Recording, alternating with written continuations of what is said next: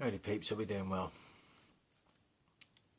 I suppose it's a continuation of my last video, and that would have been called Just on the Side, where I spoke about a few things here and there about yours truly.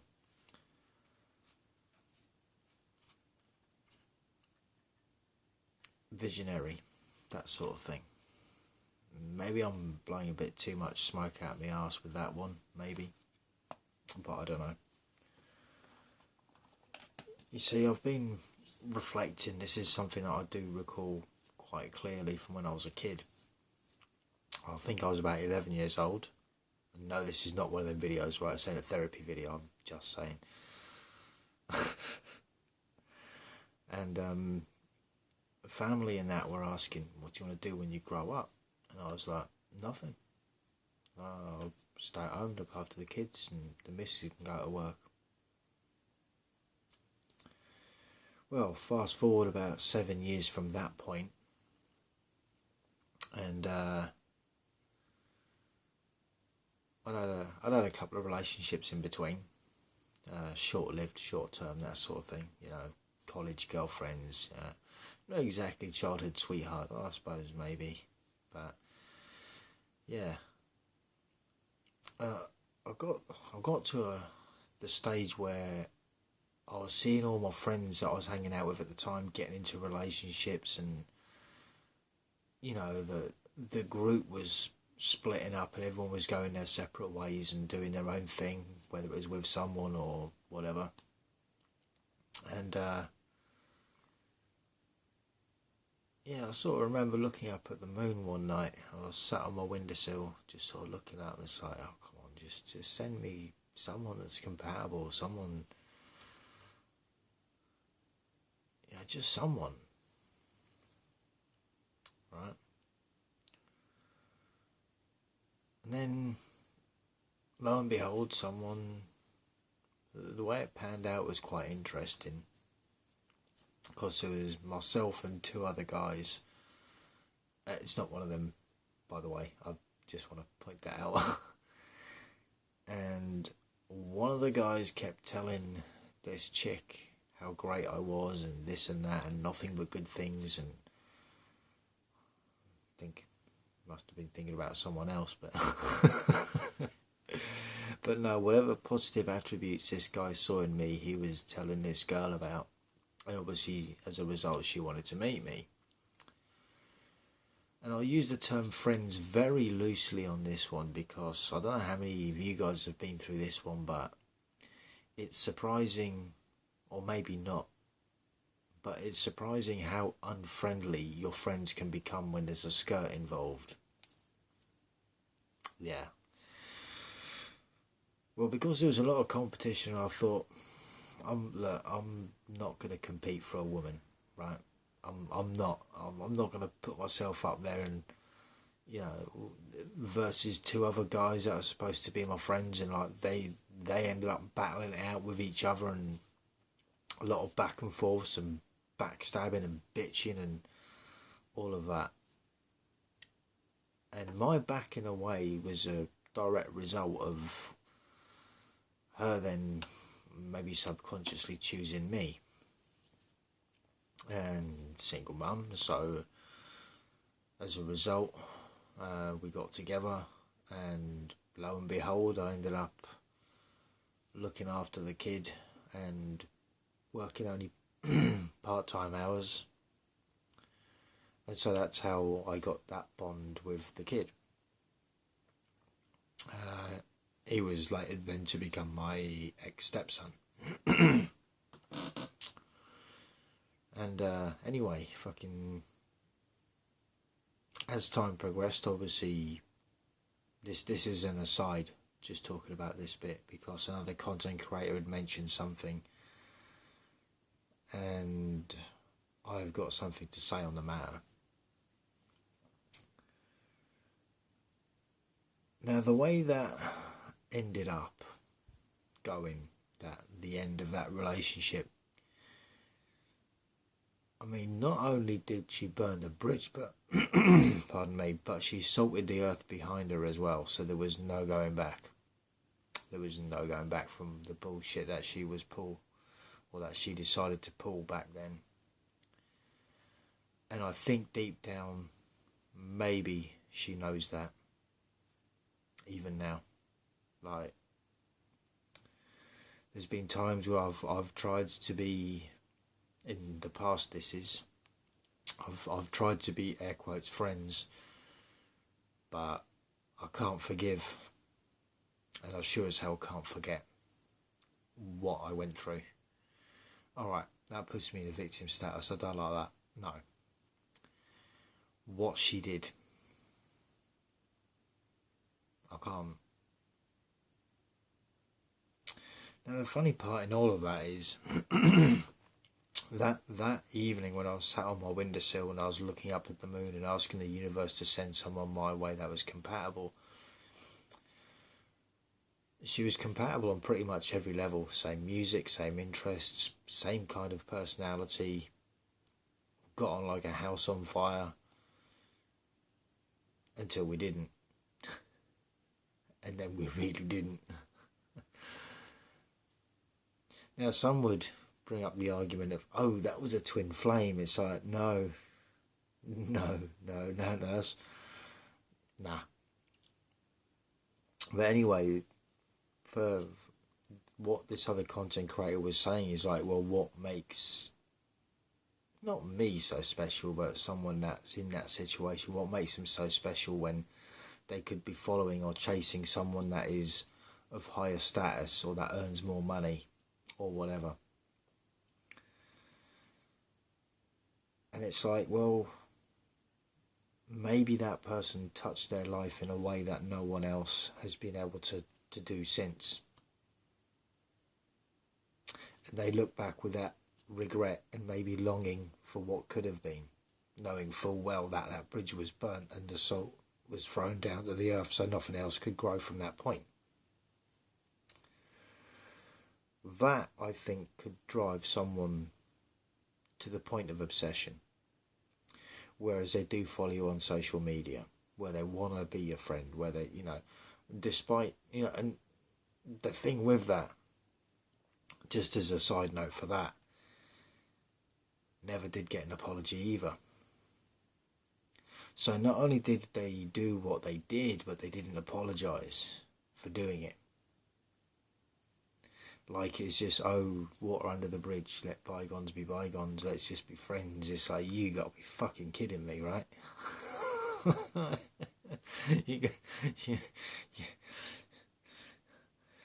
You want a 3 of swords and 10 of swords, this motherfucker, and then want to be friends?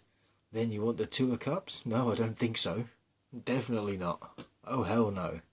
That is not the way that one works. You're dealing with the goddamn emperor at this point. I'm just saying. An emperor and a hierophant. And probably even the king of swords at the same time. I'm just saying. But anywho,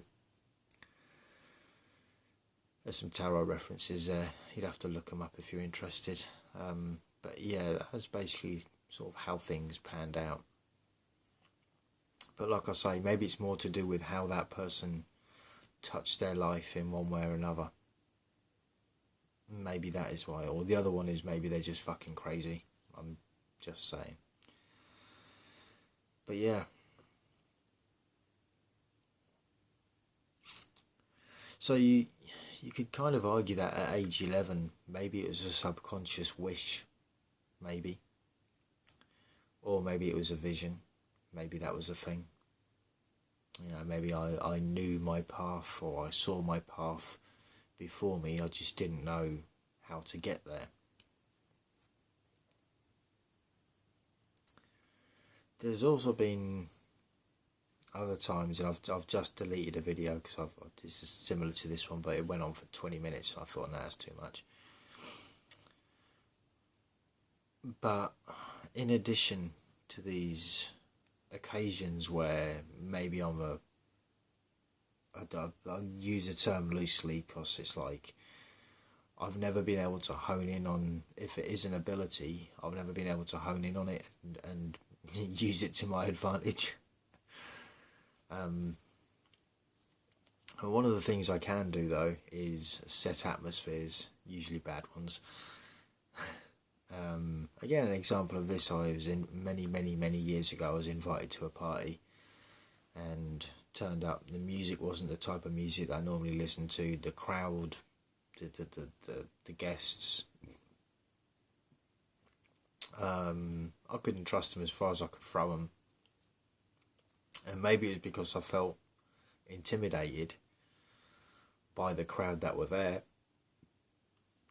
that within a couple of minutes of me walking through the door, it was all eyes on me. Like, everyone was like eyeballing me, and I was like, yeah, what? Setting off this atmosphere. And I mean, I didn't stay there that long because it was a crap party anyway, and it's like, who wants to stay somewhere where they're playing shitty music, right? Just saying. But yeah, that's kind of been a thing as well. It has been limited to parties. I've done it. Making myself out to be a bit of a dick now. Maybe I am. Whereas I can do that. It's a thing. And the other one was I got a friend, and when I first met him, I didn't know a great deal about him, like his sort of personal life and his issues, as it were. And I remember the first time I was around him, I felt really dizzy, like to the point of nearly stumbling, and then a little bit ill afterwards. And I tried putting it down to, well, maybe I hadn't eaten enough, or whatever. And then a little while later, it transpired that he's got a certain medical condition which he needs medication for. And it was really strange because when I was around him prior to knowing that, it's not that he emitted a smell, but that I could smell something, but it wasn't something that everyone else could smell. It was like literally just me. And I don't know if it was the medication, or I don't know if it was like I suppose an intuitive thing, whereas I could sense something wasn't quite right with him. Again, not to do with his personality or anything like that. It's a medical condition. And after it sort of, like I said, come out that he had a medical condition and he was on medication and it affected his life in this way. Perfect. I'm rather tired. It is quite late. And I need my beauty sleep. That's why I've got my hood up. And I'm also trying to look a bit more interesting. But yeah, once that sort of all came about, the dizziness stopped and the smells weren't there anymore. And it's just another weird little thing, I suppose. But yeah, it's just a couple of other things. I mean, look, there's plenty more, but I don't know. Fuck it, I'm just going to say it. I don't know if I can sit here and talk about it and expect you guys to take me seriously. I'm just saying. I have told a few people, but it's not something I would sit here and talk about, because it would be like, geezer's lost his mind again. It's like, nah, I ain't lost my mind, man. It's just, I mean, and another example that I put in the other video, which I'm going to bring out for this one. I was dating this chick once, and said I was going to take her out to this restaurant type thing, so rocked up there, chick on my arm, all that. Walked up to the bar, and the bar looks over at us, and then he looks over to the bird, and he's like, don't I know you from somewhere? And I don't know, right? I don't know. But the thing that went into the back of my head, and the problem with this is my mind can be quite twisted sometimes, right? I've got a sick sense of humour, I won't lie. But at the same time, sometimes that sick sense of humour isn't necessarily just a sick sense of humour. It's like I'll know something, and in this case I'm not sure, and I don't have any evidence for or against. But when that guy said, "Don't I know you from somewhere," to this chick, the thing that came in the back of my mind was Pornhub. Yeah. Because I had a little giggle there. And sort of looking back, like now, I'm thinking, wouldn't surprise me actually. And I know that doesn't do me any favours, right? Sitting here like, oh yeah, I dated this chick that, and it's like, well, but the thing is, if you don't know, you don't know, right? And even to this day, I don't know, and I'll be honest, I'd rather not know. It's like one of them things like, they're living their life, I'm living mine, I've wished them well, that's it, you know. And again, digressing back to that, you know, me, I don't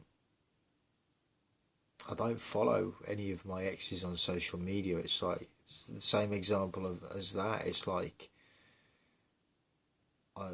when we parted ways, I wished them well, or not, depending on how it went. For the most part, I've wished them well. Because like, even when you break up on bad terms, right, it's just wish them well and just go on your merry way, live your life and be happy, and hopefully they can do the same. But like I say, I think in some instances, if you've had a big effect on someone's life, or if they're just fucking crazy, then there's always a potential that they're going to be following you, wanting to keep tabs, see where you're at, see what you're doing, you know. Maybe longing, like I said, for what could have been, despite having done whatever they've done that made it reach a point of no return, you know. I mean, look, realistically, in the majority of cases, if a relationship didn't work out in the first place, then what in the fuck makes you think it's going to work a second time round? You know, especially, and I'm not making any suggestions here, I'm just saying in the instances where, if someone has been manipulative, calculating, callous, all the C's, right? There's another 4-letter C word I'll throw in there as well. Yeah, there's been a bit of one of them. You know, at that point they've already pushed all your buttons. They know your boundaries from previous. So all that's really going to happen is they're going to see if they can push them some more. And if they can push them some more, then they will. And they'll continue to carry on with the same behavioural pattern as they did before, because they knew they got away with it the first time. You know? But yeah, it's an interesting one. It's a very interesting one. But yeah, so that's just a little bit more about me, I suppose. I've still done it, I say, under 20 minutes. So, but as for these days, I think from life, what I want is that wish fulfillment, to find my person. And I think it's the 10 of Cups, I could be wrong. I've got a funny feeling that it is, but yeah, just to, you know, the happy ever after. I mean, look, who doesn't, right? Who doesn't want a happy ever after? So, but yeah. And I think maybe if I can hone in on these things, if they are air quotes gifts, abilities, or a curse, whichever, well, maybe they might help me get a bit closer to that person. I don't even know if I know who that person is. I mean, you know, I've got a feeling, but doesn't mean I'm right. So, anyway, on that one, and that's why I don't really talk a great deal about men going their own way and all of that. Like, at this point, I'd be a hypocrite. But at the same time, you know, as the saying goes, most guys that are going their own way are only one BJ away from going back to the plantation. If you allow it to be that. You know, this is a thing. It all depends on your choice in partners, and if you've got someone that is manipulative, coercive, and all of that, then yes, you can expect that relationship to be that of much discontent, especially when it comes to an end. So, anyway, thoughts, comments, and opinions, feel free to jot them down. Thanks for listening. If you guys have had any of this shit, let me know in the comments, man. I don't think I'm alone in this. I get it that a lot of people probably don't want to talk about it, but feel free to. I'll be interested. Until the next one, stay cool, stay free. Peace out.